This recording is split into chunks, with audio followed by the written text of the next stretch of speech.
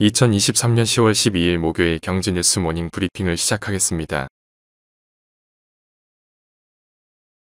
삼성전자가 올해 3분기 2조 4천억 원의 영업이익을 거두며 기대 이상의 실적을 냈다. 폴더블 폰인 갤럭시 Z5 시리즈 판매 호조로 모바일 경험 부문 실적이 탄력을 받은 가운데 영상 디스플레이, 생활가전 사업도 선방했다. 특히 애플 아이폰 15 시리즈 출시로 중소형 디스플레이 패널 판매가 호실적을 낸 주인공으로 떠올랐다. 반도체를 담당하는 디바이스 솔루션 부문 적자폭은 상당 부분 감소했다.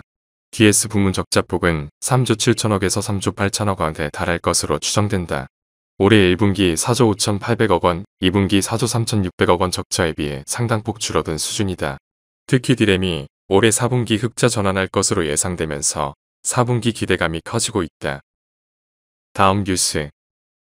이스라엘과 팔레스타인 무장정파 하마스 간 전쟁이 4일째로 접어든 현지 시간 10일 국제유가가 하락세로 돌아섰다.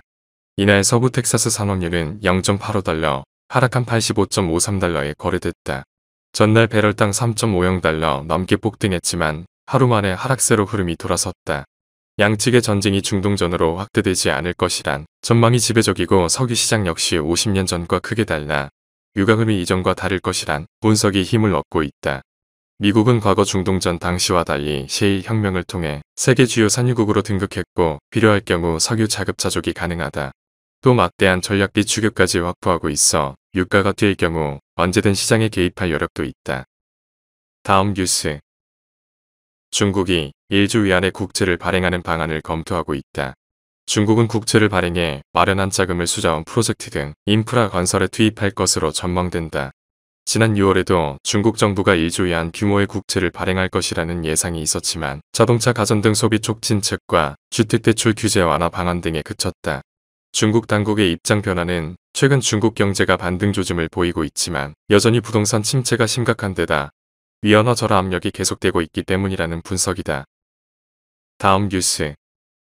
11일 금융투자업계에 따르면 아시아나항공이 대한항공과의 기업 결합과 관에 이르면 이달 말 이사회를 열고 독과점 우려가 컸던 화물사업 부문 매각안을 논의할 예정이다. 이후 집행위가 두 항공사의 기업 결합 시 화물사업의 독과점을 우려한 이유는 실제 전체 화물기 시장에서 대한항공과 아시아나항공의 점유율이 68%에 달하기 때문이다. 아시아나항공의 화물사업부 인수 후보군으로 가장 먼저 거론되는 건 국내 저비용항공사들이다. 그러나 대한항공 화물사업부의 시장 점유율이 높아 매력도가 낮고 LCC들의 재무 상황도 회복되지 않은 상황이라 가능성이 낮게 점쳐진다. 이 때문에 화물운송 등 물류업을 운용하고 있는 CJ그룹 등 대기업이 유력하다는 추측이 나온다. 다음 뉴스. 현지 시간 10일 아르헨티나 비공식 환율 정보 제공 웹사이트 블루달러넷에 따르면 아르헨티나 페소와 비공식 환율은 달러당 1010페소를 기록하며 정부 공식 환율의 3배에 육박하는 수준을 기록했다. 블루달러는 아르헨티나 암시장에서 사고 파는 현금 달러를 의미한다. 오는 22일 아르헨티나 차기 대통령을 뽑는 1차 투표를 앞두고 각종 여론조사에서 선두를 유지하는 급진, 우파 성향의 하비에르 밀레이 후보가 연일 페소화를 공격하는 발언이 아르헨티나인들이 블루달러 사재기를 부추기고 있다. 블룸버그에 따르면 올해 아르헨티나 물가 상승률은 연간 135%를 기록할 것으로 경제학자들은 예상하고 있다. 다음 뉴스.